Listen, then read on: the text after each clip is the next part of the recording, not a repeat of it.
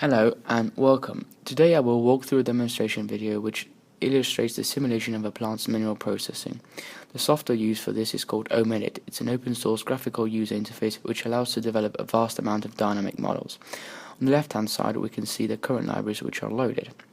The Modelica library is specifically already built in, and it contains mechanical, electrical, electronic, hydraulic, thermal and many more process-oriented subcomponents to allow the user to build complex physical systems. For the purpose of this video, a library called Mines has been created in order to demonstrate a full processing plant. Let's have a look at the model.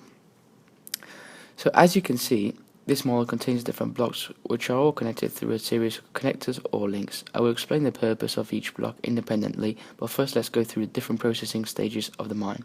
The two blocks on the top left corner represent the amount of material extracted from the mine and its concentration percentage. This material then goes through the first processing stage of the mine, which is crushing. The output of this process is blended with whatever is rejected from the further processing stage called cyclone separator. So more or less you get the idea how these connections work. All this depending on a manual flow sheet of the mine. The material is then again blended with other flow lines to be entered in a ball mill.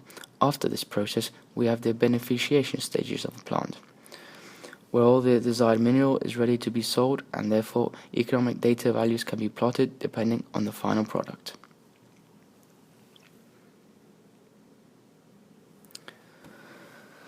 The block used to represent the amount of material extracted from the mine is a random data generator which will allow to simulate mass variations in the run of mine, always establishing an expected mean value.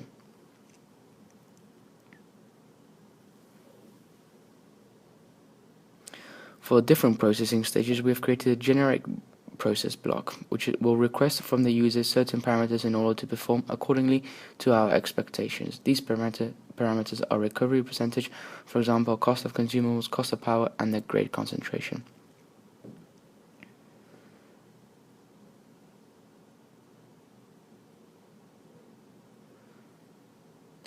The blending unit simply blends two different mass flows into one. Now the sum process represented by this block adds up all consumable costs and power costs independently to later calculate the final plant's annual earnings. Now we can proceed to simulate the created model, but first we will have to specify the simulation period. For this case, simulation will be carried out for over 365 days with 24-hour intervals.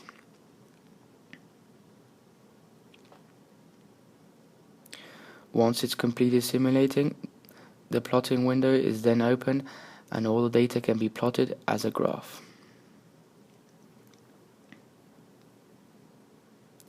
The first thing we will be looking at is the tonnage that comes out of the mine during a period of 1 year. This shows we have up and downs due to expected quantity variations. Now the plant's costs are contrasted with the plant's earnings due to the mineral production.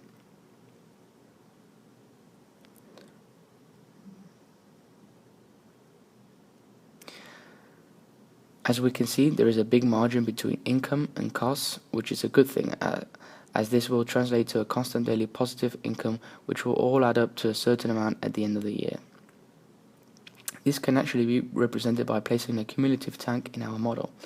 So by the end of 365 days, the plant would have managed to earn an X amount of money.